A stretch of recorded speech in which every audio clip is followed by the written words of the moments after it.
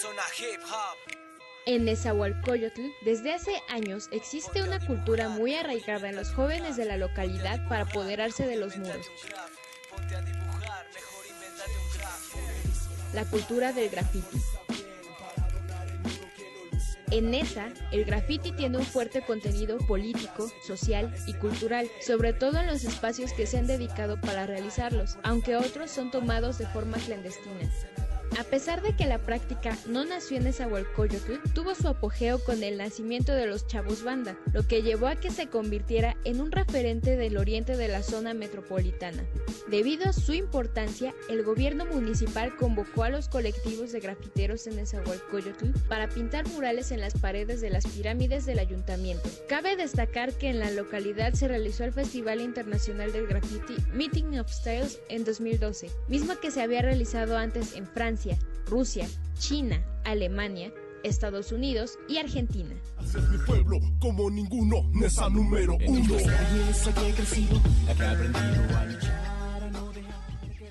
Radio Neza, la radio de todos, transmitiendo desde el Centro Pluricultural de Ciudad Nezahualcóyotl.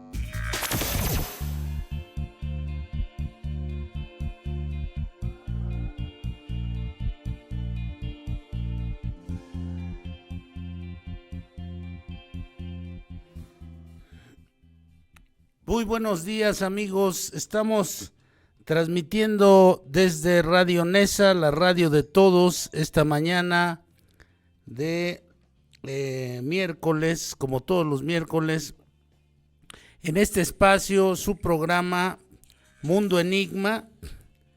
Y bueno, pues estamos hoy por arrancar en esta barra de Carpe Diem, que por cierto, algunos nos han preguntado qué significa esto de Carpe Diem. Carpe Diem significa aprovecha el día. Esta es una frase que en el año 8 antes de Cristo, Quinto Horacio Flaco,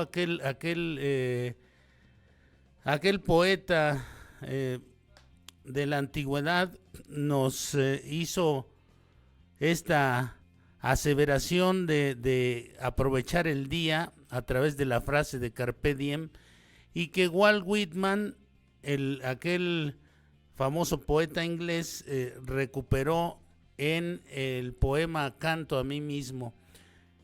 Entonces, bueno, pues tiene un enorme contenido esta frase para la gente como nosotros, que todos los días vivimos, prácticamente vivimos en el tiempo presente de manera constante, todos los seres humanos, pensando y actuando para tratar de salir adelante, para tratar de obtener beneficios de nuestra vida común y corriente, constante, que estamos siempre intentando trabajar y hacer las cosas de una mejor manera todo el tiempo.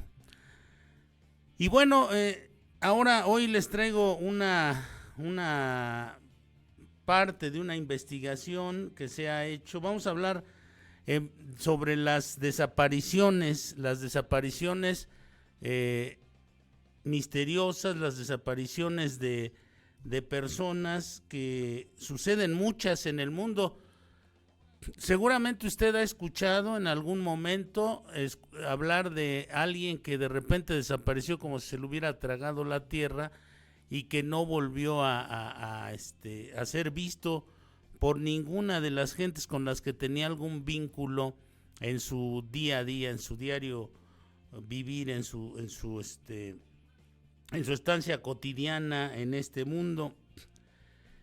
Y entonces, bueno, en este caso vamos a iniciar hoy con una noticia fresca del pasado. Fíjense ustedes,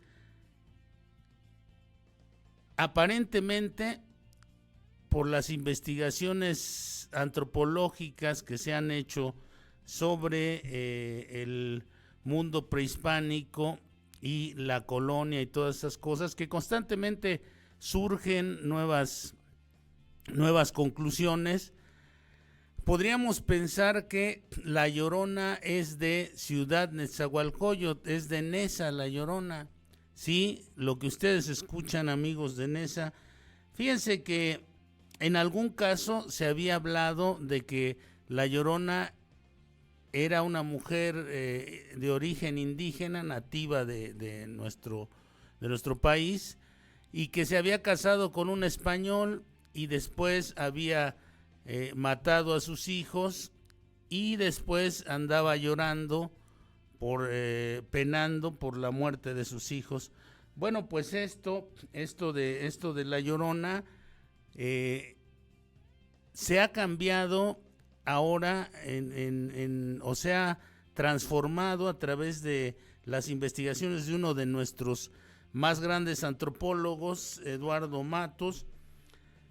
Y entonces Eduardo Matos menciona que más bien tiene un origen más antiguo este mito de La Llorona, y que está ligada a Zihualcóatl, la diosa de la tierra, a Coatlicue, la diosa de la fertilidad y los partos, a Quilatztli y la mujer guerrera, a Xochihuatl y a la madre Tonantzin.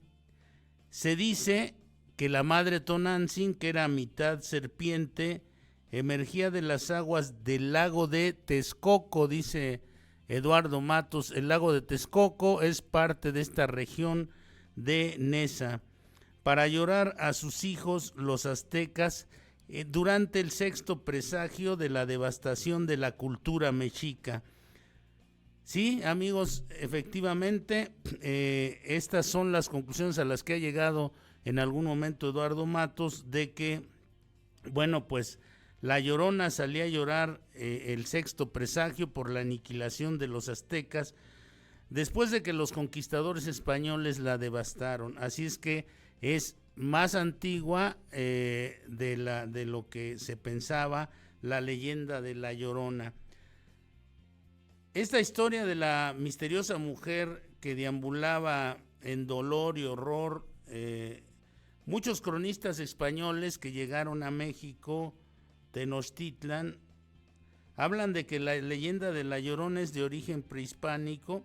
Así menciona en su artículo Eduardo Matos, dice: la leyenda de La Llorona es de origen prehispánico. Según el testimonio de Fray Diego de Durán, Moctezuma II, en los últimos días de su mandato, se encontraba muy afligido por una serie de presagios que apuntaban que al final del reinado de este Moctezuma II estaba cerca. Lo mismo encomendó a todos los que tienen costumbre de andar por la noche, que si se topaban con aquella mujer que dicen que andaba llorando y gimiendo, le preguntaran por qué llora.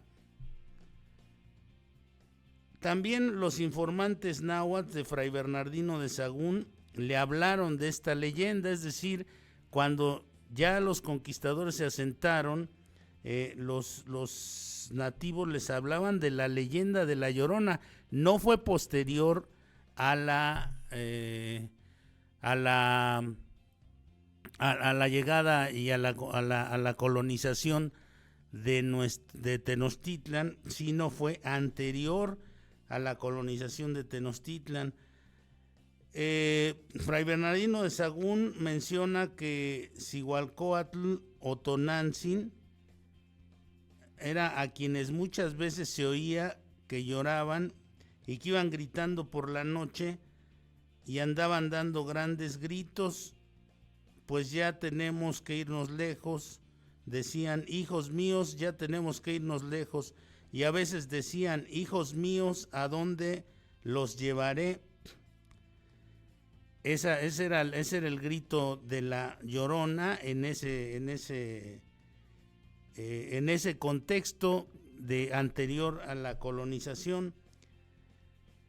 En su historia de Tlaxcala, Diego Muñoz Camargo habla de esta misteriosa mujer también, narrando cuando habla de los presagios de la caída de Tenochtitlan en el capítulo número 6 de su obra. Entonces, bueno, pues se dice que una mujer recorría dando gritos lastimeros. El término llorona se le agregó ya en la época de la colonia, cuando era reciente la llegada de los españoles y el agua era un parte imprescindible de la ciudad. Hoy, más de 500 años después, en nuestro imaginario, en el imaginario colectivo, proliferan las visiones de esta historia y bueno, pues han dado origen a películas, a música, la canción de La Llorona, a representaciones artísticas. Las tradiciones parecen tener una identificación profunda con la enigmática mujer dolida llamada La Llorona. Y bueno, pues esa fue, digamos que una cápsula sobre este tema de La Llorona. Vamos a hablar del tema, vamos a entrar en tema. El tema de hoy es extrañas desapariciones. Les preguntaba, aparte de que, bueno, pues muchas veces está uno con la familia, está uno platicando los avatares de los días subsecuentes, por ejemplo, en los almuerzos dominicales o en alguna comida de alguna celebración familiar donde nos reunimos regularmente las familias y empezamos a platicar acerca de los acontecimientos cotidianos y en muchos casos se empieza a hablar acerca de esas extrañas desapariciones.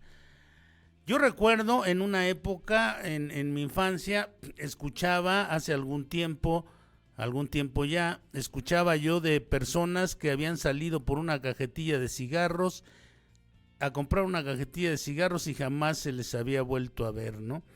Esa era alguna de las interrogantes en las pláticas familiares, o puede uno ver en las noticias, en la televisión, ahora en la internet, pero siempre hemos estado rodeados y hemos visto todas estas extrañas desapariciones inexplicables que suceden en torno a nuestra vida diaria. Se ha recabado información de casos sobre personas que inexplicablemente desaparecen de la faz de la tierra sin dejar ningún rastro. Varían las historias desde algunas bien documentadas, otras rondan lo legendario o lo folclórico.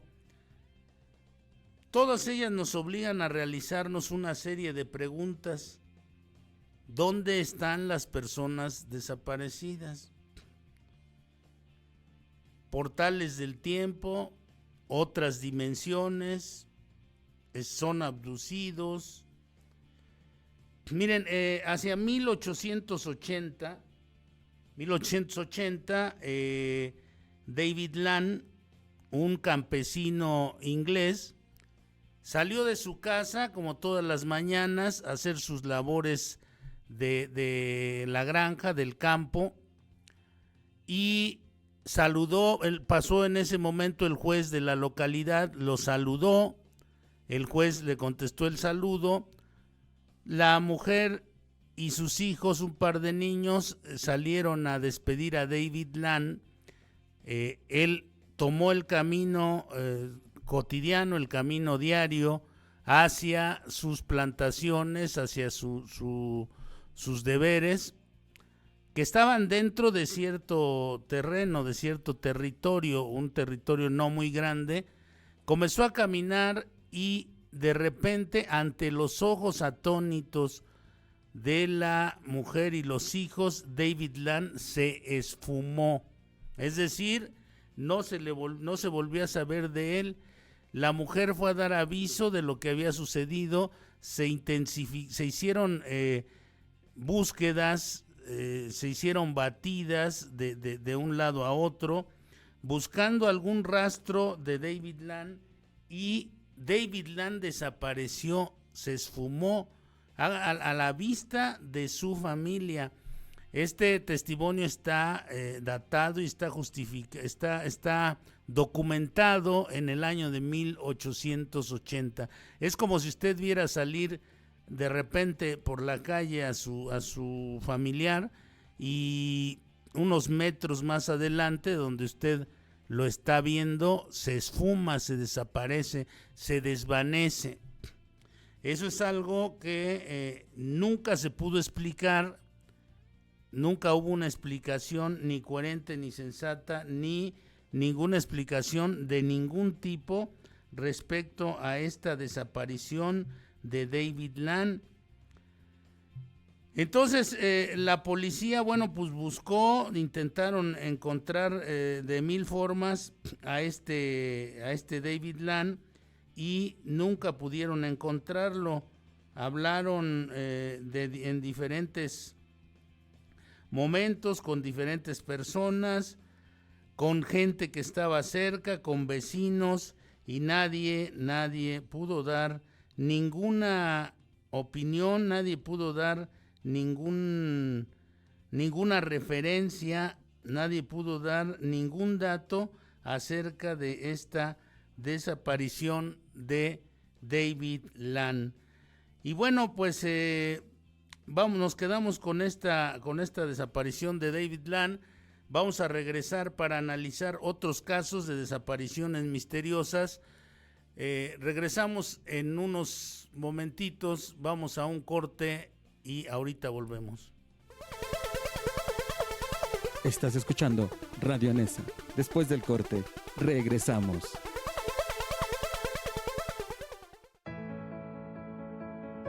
El Palacio Municipal de Nezahualcóyotl fue por mucho tiempo el primer edificio construido con ladrillos y cemento en varios kilómetros a la redonda.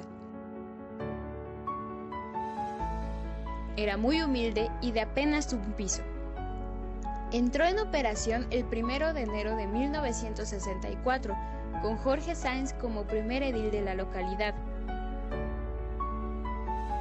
Cuando la ciudad comenzó a modernizarse, el ayuntamiento también, y se utilizaba sobre todo para promover obras públicas que se realizaban o se realizarían a futuro.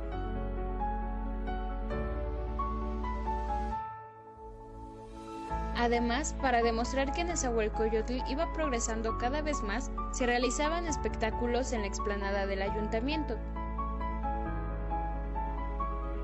Una de sus principales características es su arquitectura en forma de pirámides mexicas, en reminiscencia al antiguo señorío de Texcoco que le da nombre a la localidad, Nezahualcóyotl.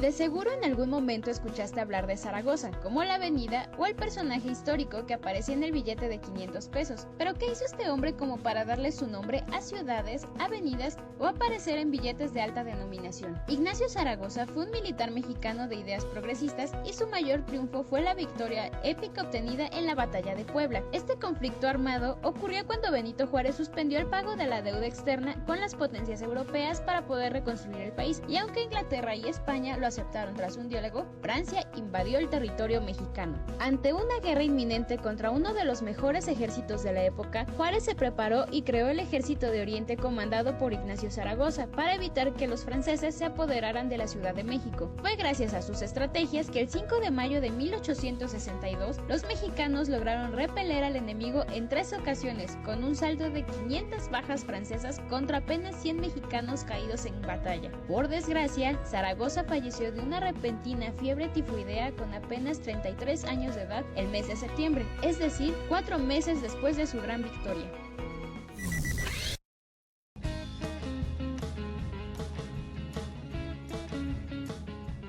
Gobierno Municipal de Nezahualcóyotl. Mujer es.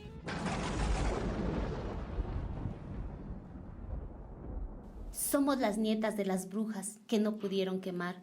Somos los colores de los lápices que no pudieron matar. Somos las hijas de Juana, Rosa, Frida y las Mirabal. Somos idealistas, montoneras, guerrilleras. Somos madres, amigas, amantes y compañeras. Somos mujeres que luchan y se empoderan, que no se reprimen y viven a su manera. Luchamos siempre para vencer, caemos a veces y de vuelta otra vez en pie. Somos la fuerza de la vida, somos pasión y alegría, somos sangre latinoamericana, somos guerreras, somos hermanas, somos las hijas de la madre tierra, somos las flores de la primavera. Somos tu hija, tu madre, tu abuela. Tomamos las calles y las hacemos nuestras. Gritamos bien fuerte y agitamos banderas. No te calles nunca, mujer compañera. Conquista derechos y vuélvete eterna. Mujeres. Gobierno Municipal de Nezahualcóyotl.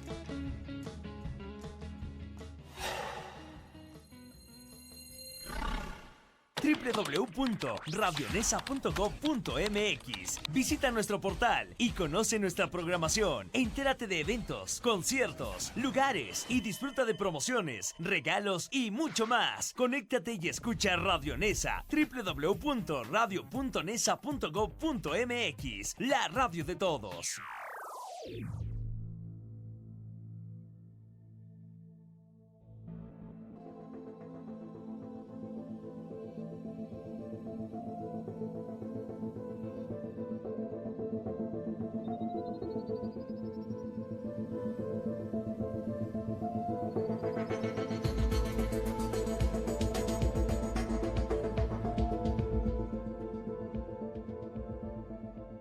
Regresamos en este su programa Mundo Enigma. Antes quiero comentarles de un evento. Ustedes saben que yo daba clases en una preparatoria, en un CETIS, y entonces hay un evento muy, muy interesante, muy bonito en estos días. El 5 y 6 de junio va a haber un bazar del alebrije, arte y diseño. Es Bucareli 117, Colonia Juárez. Entrada libre, ustedes pueden entrar sin ninguna restricción, de 11 de la mañana a 6 de la tarde, 5 y 6 de junio, bazar del alebrije, en la Escuela Nacional de Artes Gráficas o CETIS número 11, el Bazar del Alebrije, Arte, Diseño. Un saludo a Aurora, a la profesora Aurora Valdés, al profesor Jesús Aguilar, al profesor Pedro Cerdán, que son de los más entusiastas en este tipo de eventos. Saludos a todos ellos y les recuerdo, amigos, Bucareli número 117, Colonia Juárez, entrada libre de 11 a.m. a 6 de la tarde, el 5 y 6 de junio en la Escuela Nacional de Artes Gráficas o CETIS 11. Este está ubicado ahí muy cerca de donde está el reloj chino, donde está la Secretaría de Gobernación. Les queda muy cerca del Metro Valderas o del Metro Cuauhtémoc, incluso del Metro Hidalgo está un poquito más lejos, pero está bastante cerca. Hay también una campaña de recuperación de celulares obsoletos. Esto, bueno, pues también en Bucareli número 117 en la Escuela Nacional de Artes Gráficas. Si usted ya tiene un celular que ya no sirve, que ya no lo utiliza, puede irlo a dejar ahí con nuestros amigos de la Escuela Nacional de Artes Gráficas. Bueno, hechos estos anuncios y les seguimos comentando. Entonces, en estos casos de desapariciones, vamos a hablar de algunos más o menos conocidos, pero hay muchos casos de desapariciones. En Nueva York hubo un antiguo caso muy célebre de desaparición. En 1975, un individuo llamado Jackson Wright se dirigía con su esposa desde Nueva York hasta Nueva Jersey, y esto los obligó a pasar en el túnel Lincoln. Es un túnel bastante grande. Wright, el señor Jackson Wright conducía, y su esposa Marta iba con él en el asiento contiguo, en el asiento de copiloto.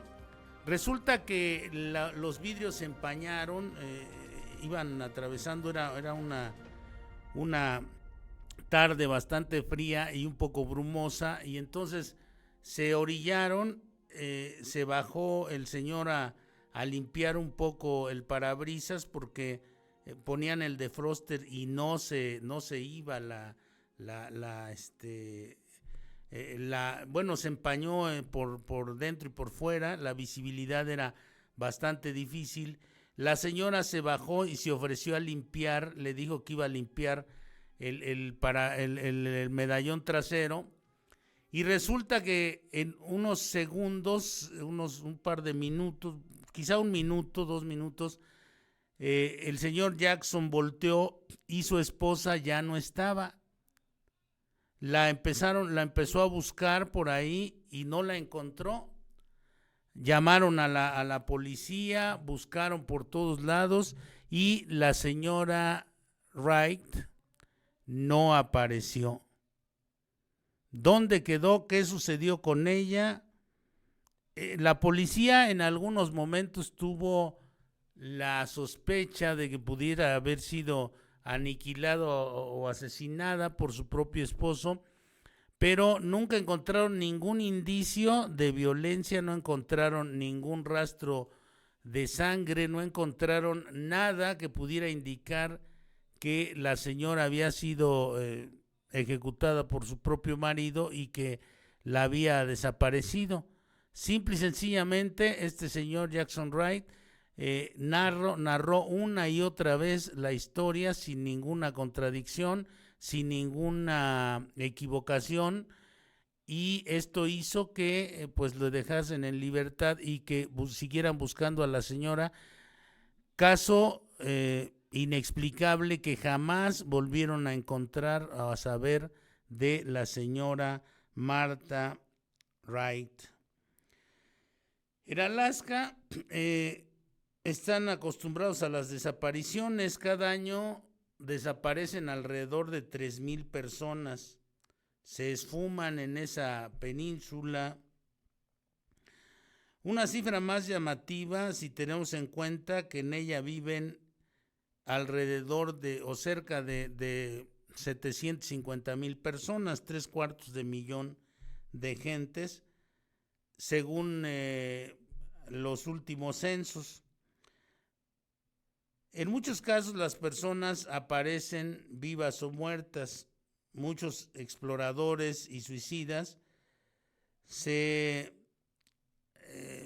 van hacia el lado de que la soledad de estos parajes, porque evidentemente no es un lugar muy transitado, no es un lugar donde haya mucha gente, los efectos del frío. Recuerde usted que el frío es un elemento y el color de la nieve y todas esas cosas son elementos que pueden generar depresión en el ser humano. Recuerde usted que en diciembre es cuando la mayor parte de la gente se deprime y es donde existe el mayor número de suicidios de gente en los meses invernales. Entonces, bueno, pues imagínese vivir en un invierno permanente si usted no está bien equilibrado en lo emocional, si no tiene bien justificada ante sí mismo su existencia, probablemente pueda ser víctima de las depresiones, de este tipo de asuntos, y bueno, pues lo pueda conducir a una salida falsa. Las condiciones naturales de este estado, plagado de ríos, glaciales, de un frío extremo, complican también la búsqueda de estos, de la gente que desaparece, que pues es bastante en comparación con la cantidad de personas que ahí ahí viven, ¿no? Con la cantidad de gente que ahí vive. Entonces, este hecho, esta situación, bueno, pues nos tiene en cierto sentido los tiene a estos personajes en cierto sentido bastante contrariados, ¿no? A esta gente. Existen también las posibilidades, las grandes posibilidades de que desaparezcan o hayan desaparecido. En estos casos que narrábamos al principio y en estos otros que hemos narrado de la gente de Alaska, de este tipo de lugares, bueno, pues evidentemente la cuestión tiene que ver con cuestiones climáticas o tiene que ver con completa y absolutamente extrañas y misteriosas situaciones. La de este granjero, de David Land, la de la señora Wright, Martha Wright, que desapareció cuando se bajó a limpiar el medallón trasero del auto mientras su marido limpiaba el delantero, la gente que se ha desaparecido o que, bueno, pues en muchos casos, generalmente en Alaska, son suicidios. Realmente también podríamos, porque siempre se ha buscado o siempre hemos pensado en situaciones también que tienen que ver con los intereses humanos, con las ambiciones humanas, con la proclividad del ser humano a imponerse, con la sed de poder, con la codicia, con todas estas cosas que son parte inherente a muchos seres humanos, a mucha gente. Es inherente todo esto de la codicia y de la ambición desmedida y de la búsqueda de poder y todas estas cuestiones. Bueno, pues podríamos hablar también de las mafias o los gobiernos como elementos que llevan a las desapariciones. Hoy aquí en nuestro país, en este México de hoy, del 2019, bueno, pues está poniendo especial atención a todos estos eventos, a todas estas situaciones de las desapariciones forzadas. Yo recuerdo, yo vengo de la época de los 60s, yo recuerdo muy claramente aquella noticia de la desaparición de Rosendo Radilla. Rosendo Radilla era un cantante de corridos guerrerense, ni siquiera era famoso a nivel nacional, era una persona que regionalmente le gustaba componer corridos en contra del gobierno, y el gobierno en ese tiempo era bastante represivo. Un día, a decir de su hijo, llegaron unos militares, le preguntaron si él era Rosendo Radilla, le dijeron que él contestó que sí, y se lo llevaron y nunca se volvió a saber de él. Entonces, estos pueden ser elementos, estos elementos represivos que hoy afortunadamente parecen estarse yendo de la superficie de nuestra república. Ojalá sea así, ojalá el gobierno actual siga con esta política de no reprimir, de no generar desapariciones forzadas, de no considerar a la gente que tiene alguna disensión con el sistema como elementos negativos o malignos, y acabar, porque ese es uno de los elementos de desapariciones. ¿Cómo no vamos nosotros a pensar o a recordar, porque este fue un caso emblemático a nivel mundial, la desaparición de los 43 estudiantes de Ayotzinapa durante el gobierno del sexenio pasado? Una desaparición por demás misteriosa, porque intentaron cubrir a través de una serie de mentiras lo que ha sucedido, lo que sucedió. Evidentemente, bueno, pues la gente se empezó a movilizar, los grupos sociales, los padres de los desaparecidos, los periodistas. Hay una periodista, Anabel Hernández, que hizo un libro sensacional, La Noche de Iguala, La Verdadera Noche de Iguala, y todas estas gentes comenzaron a hacer a hacer contrapropuestas a la versión de la verdad oficial, de la verdad histórica enunciada por el procurador de ese gobierno. Evidentemente una enorme patraña, una enorme mentira. Y entonces se sospecha que nadie sabe con exactitud el número de personas que han desaparecido de manera forzosa. Se sospecha que podrían ser hasta 300,000, y en el caso de niños y adolescentes, las ONGs hablan de 400,000. Entre las razones para estas desapariciones se apunta a la complicidad de las mafias con el gobierno, cosa que también se está trabajando en esta época, en esta transición de gobierno. Se está trabajando bastante en marcar la línea divisoria en estos asuntos, y qué bueno, ¿no? La impunidad es tal que, buscando a los estudiantes, se han descubierto varias fosas comunes. Hemos escuchado en las mañaneras a Alejandro Encinas, al mismo presidente López Obrador, hablar de este asunto de las fosas clandestinas. Y bueno, no es el único caso en México. En Colombia desaparecen de muchas formas. Los casos más frecuentes son las personas que salieron en sus coches en la mañana y no volvieron en la noche, o los niños que van a la tienda,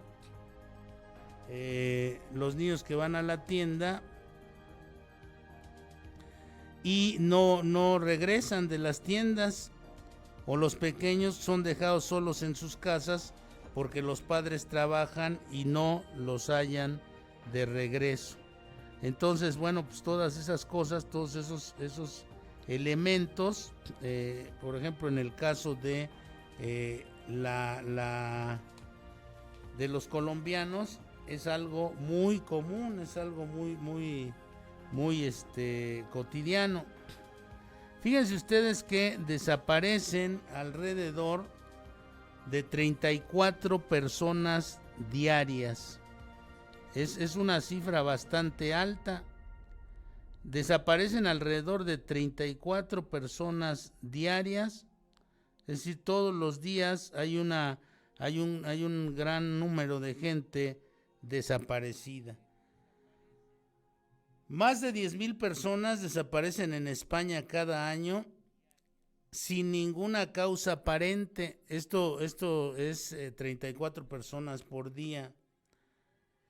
Y bueno, pues imagínense, no solamente es la cuestión de las personas que desaparecen, sino del sufrimiento que tienen aquellos que pierden a un familiar.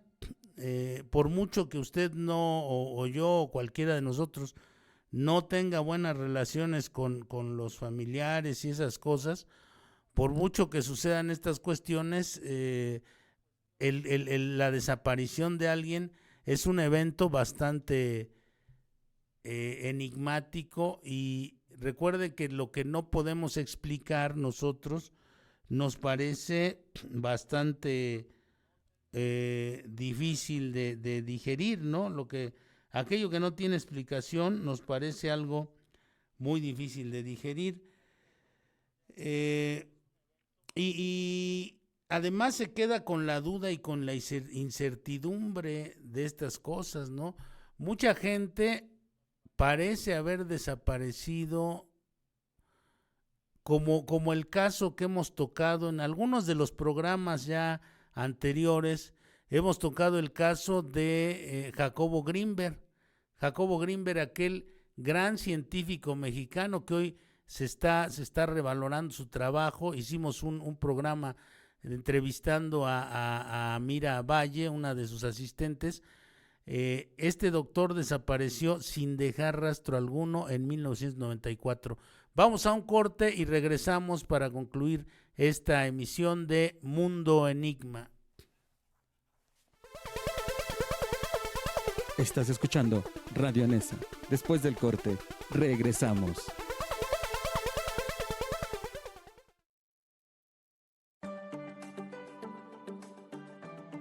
El Zoológico Parque del Pueblo es uno de los espacios emblemáticos de Nezahualcóyotl, dedicado al esparcimiento de las familias de la localidad. Fue fundado en el año de 1975 y es considerado el único zoológico de la zona oriente del Estado de México. Y tras varias remodelaciones, actualmente cuenta con un aviario, reptiliario, acuario, más de 250 animales de 100 especies diferentes, un museo de historia natural y un recién inaugurado teatro al aire libre con capacidad para 500 espectadores. Este parque es considerado también uno de los principales pulmones de la ciudad y recibe cerca de 15,000 visitas cada fin de semana. El Parque del Pueblo se ubica en la calle Glorieta de Colón, número 391, en la colonia Vicente Villada. Visítalo con tu familia.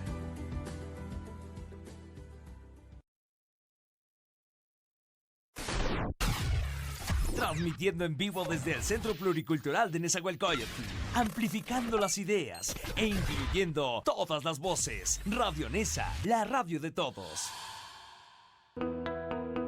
El Colegio de Bachilleres inició sus actividades académicas en sus primeros 5 planteles en febrero de 1974, recibiendo un total de 11,800 alumnos de entre 15 y 19 años. Debido a que tuvo una alta demanda, se logró la apertura de 11 nuevos centros escolares entre 1977 y 1978. Para 1985 ya habría 5 planteles más. El Colegio de Bachilleres tiene como objetivo formar ciudadanos competentes con una preparación integral, científica, tecnológica, económica, histórica, social y política, que les permite ingresar a la educación superior e incorporarse al mercado del trabajo. Actualmente, el Colegio de Bachilleres es una institución con alto prestigio y demanda entre los estudiantes, y es por ello que además de la modalidad escolarizada, recibe alumnos de diversas zonas del país e incluso de Estados Unidos a través del sistema de enseñanza abierta y bachillerato en línea. Transmitiendo en vivo desde el Centro Pluricultural de Nezahualcóyotl, amplificando las ideas e incluyendo todas las voces. Radio Nesa, la radio de todos.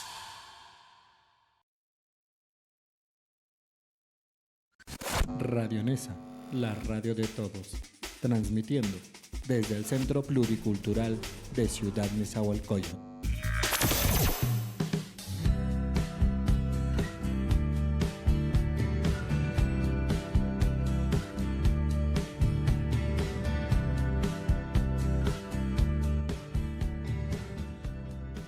Bueno, regresamos para concluir esta emisión de Mundo Enigma.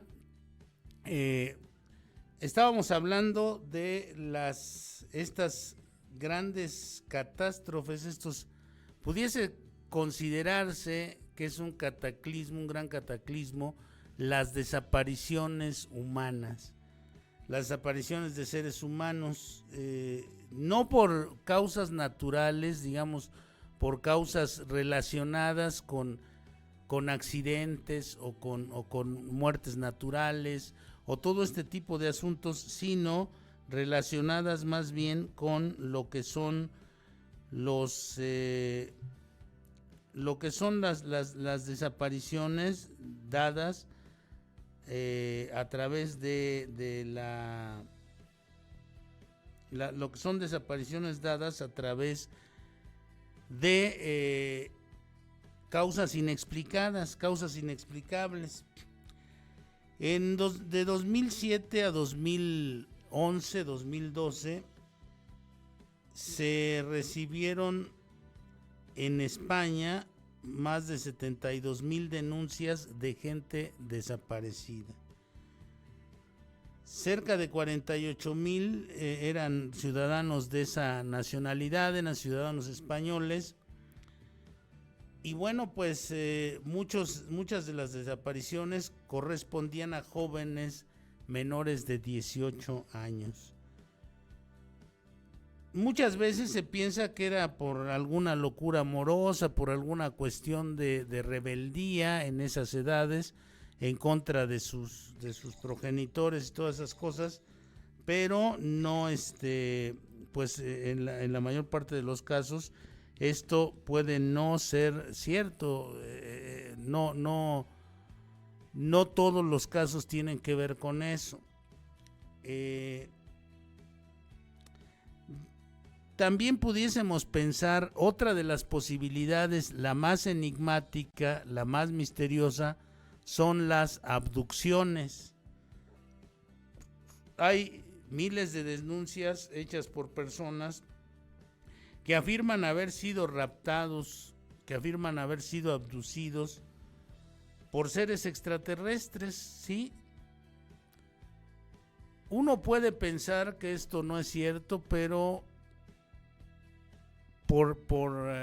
hay un dicho en México que dice, si el río suena es porque agua lleva. Entonces, si la gente ha ido hablando de abducciones, si la gente ha ido hablando de cuestiones extraterrestres, de seres extraterrestres que en algún momento pueden haber abducido a los seres humanos, la abducción es una especie de rapto o un rapto que puede ser temporal o puede ser permanente. Por eso en muchos casos, bueno, pues se piensa que esto pudo haber sido generado de esa manera. También debe considerarse sobre todo la frecuencia con que ocurren de acuerdo con estas denuncias en todo el mundo. Debería hacerse un análisis cuantitativo y una, digamos, un comparativo de los casos para ver qué similitudes hay entre ellos. Seguramente algunas agencias de investigación ya lo han hecho, pero estos datos que podrían arrojarnos luz sobre el particular en el sentido, en el caso de las abducciones, no son publicados. Publican cierta información hasta cierto nivel para que la gente esté más o menos satisfecha, pero no se publica realmente a fondo lo que se ha estudiado sobre estos casos de las abducciones. Las personas, antes se pensaba que las personas raptadas o abducidas eran mendigos, transeúntes que no tenían, digamos, algún arraigo en los lugares. Pero ahora ya no basta con eso, sino que también hay gente que ha sido abducida o que se ha hablado de abducciones entre las diversas clases o estratos sociales, incluyendo clases medias altas e incluso la clase alta. Se ha hablado de abducciones de personas que han sido llevadas en contra de su voluntad, subidas a vehículos o naves extraterrestres, en las cuales se les practican exámenes fisiológicos. Los expertos en estas cuestiones de la abducción, por ejemplo, como el padre Salvador Freixedo, son gentes que hablan incluso de que pudiera ser que estos seres extraterrestres, que ejecutan las abducciones, fueran gente que estudia, generalmente se basan o se dedican a estudiar en las abducciones de este tipo a la parte sexual y la parte emocional de los seres humanos. A los extraterrestres les interesa más el sexo y la parte emocional, el alma humana, la manera de ser, las emociones humanas y la sexualidad es lo que les interesa a estos personajes si es que se dan los casos de abducción, porque ellos pues carecen de este tipo de circunstancias.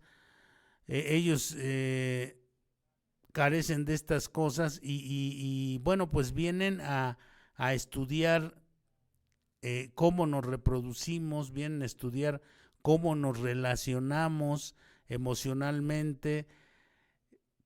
Pudiésemos nosotros no notar incluso su presencia porque estos seres pueden ser seres de niveles de vibración muy distintos al nuestro.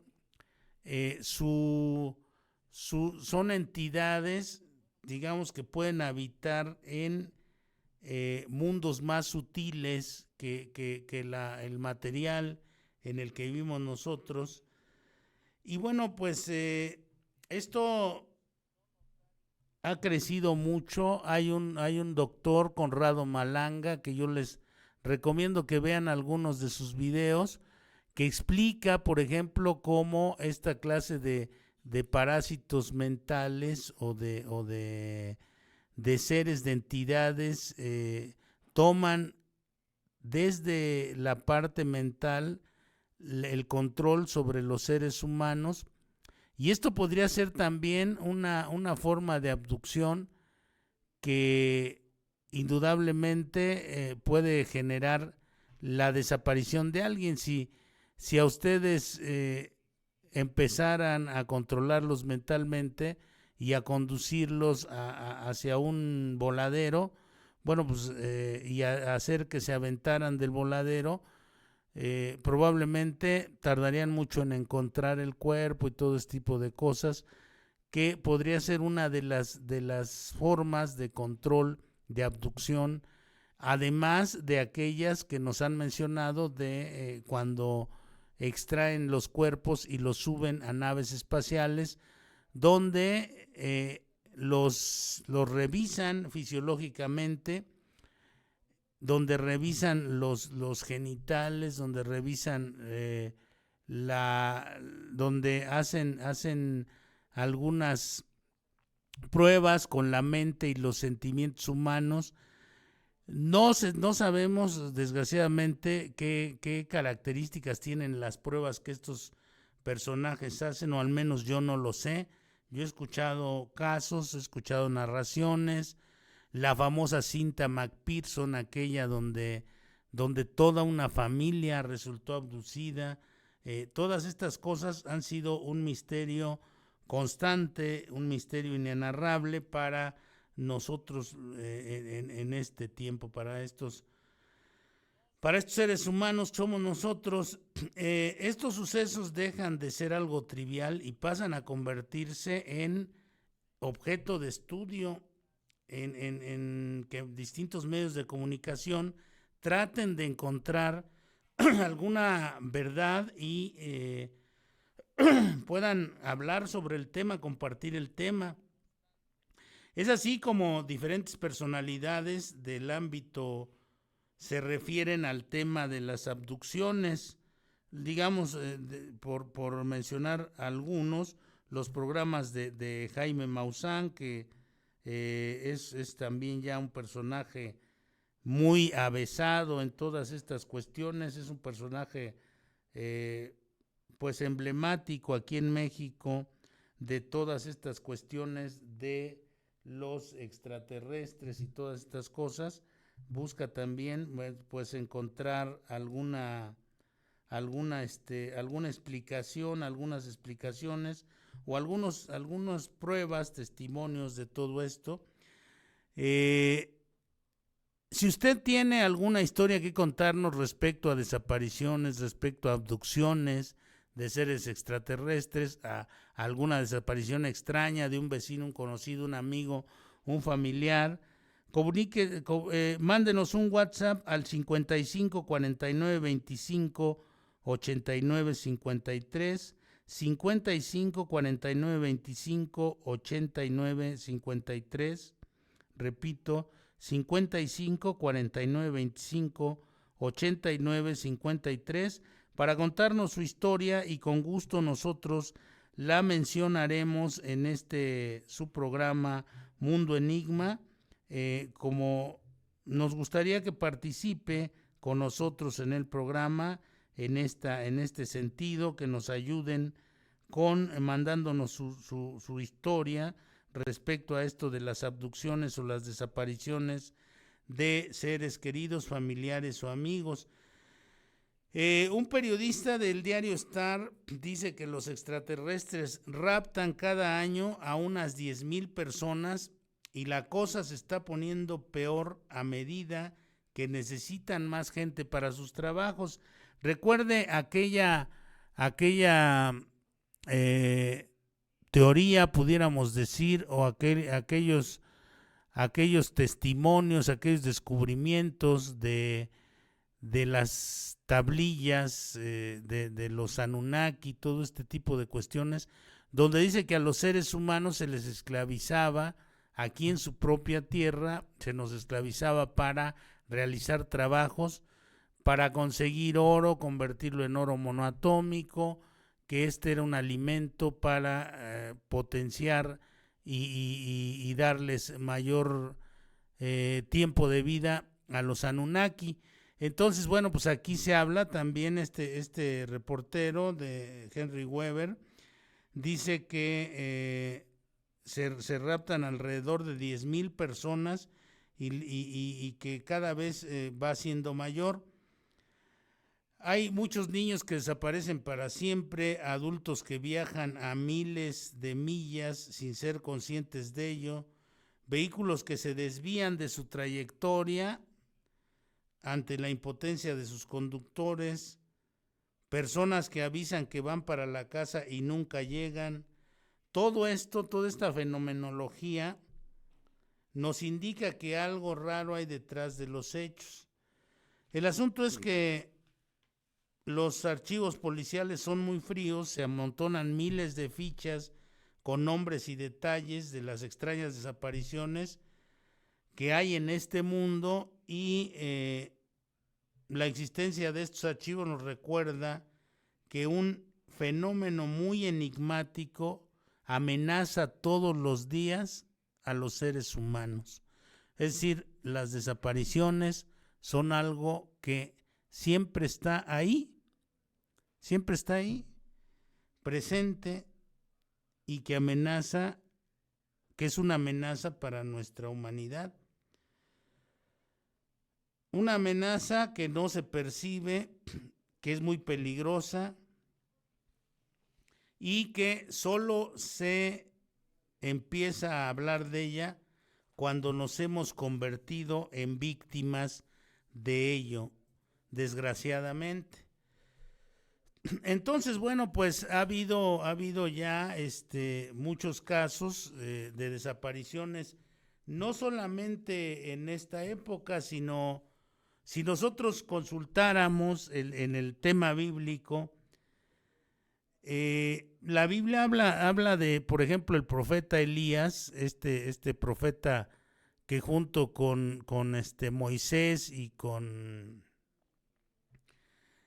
Abraham eran los profetas principales de la teología de Jehová y todas estas cosas. Él tiene un origen incierto, no se sabe cómo llegó, en el libro de los Reyes aparece esto, y tampoco se sabe cómo desapareció, cómo se fue, nunca se supo qué sucedió con Elías. También, bueno, pues está el caso de Enoc. Enoc era este personaje bíblico que se dice que no murió, que fue el hombre que fue sustraído o llevado por Dios hacia las estrellas. Se dice que vino un carro de fuego y se llevó a Elías. Se dice que bajaron unos ángeles, subieron a Enoc a un vehículo y lo llevaron, y él, según la narración de este libro de Enoc, que es un libro bastante extraño, dice Enoc que vio las estrellas, que vio, él las menciona como luminarias, que vio la profundidad del universo, que vio cosas maravillosas hasta llegar a la presencia de Dios, así lo menciona Enoch en este libro tan misterioso, tan enigmático. Y entonces, bueno, pues este Enoch es uno de los personajes más misteriosos de la cuestión bíblica, y es uno de los personajes que después de mucho tiempo se empezó a volver a hablar de él, se empezó a volver a mencionar su nombre, porque él desapareció en determinado momento y fue llevado a diferentes lugares de la galaxia. Así es que, ¿qué quiere decir esto? Que fueron probablemente estas gentes abducidas, que fueron probablemente conducidos por seres extraterrestres a otras instancias, quizá dentro de este mismo universo, quizá en otras galaxias, en otros sistemas solares, o quizá fueron llevados interdimensionalmente, porque también existe la posibilidad de los universos paralelos, existe la posibilidad de las múltiples y diversas dimensiones que hay alrededor de nosotros, y de las que nosotros no tenemos conciencia, que generalmente pensamos que estas cosas no tienen algún peso, alguna cuestión de realidad, pero ciertamente no sabemos qué sucede, ¿no? Ciertamente nuestro rango de percepción, el rango de percepción humana, es un rango de percepción bastante reducida, y que no nos preocupamos por ampliar, como debería ser. Hay algunos maestros espirituales que piensan que si nosotros desarrolláramos estas facultades de percepción más allá de lo cotidiano, de lo ordinario, si creáramos una percepción mayor, extrasensorial, tendríamos o veríamos realidades que no se nos dan de ordinario. Y bueno, amigos, con esto vamos concluyendo, vamos terminando este espacio, su programa Mundo Enigma. Vamos a dar por finalizado este día nuestro programa. Esperamos sus comentarios, sus WhatsApps al número que les mencionamos. Nos vemos la próxima semana, si Dios quiere, y agradeciendo aquí a los controles y la producción de Daniel. Nos vemos. Radionesa, la radio de todos, transmitiendo desde el Centro Pluricultural de Ciudad Nezahualcóyotl. Transmitiendo en vivo desde el Centro Pluricultural de Nezahualcóyotl, amplificando las ideas e incluyendo todas las voces. Radionesa, la radio de todos.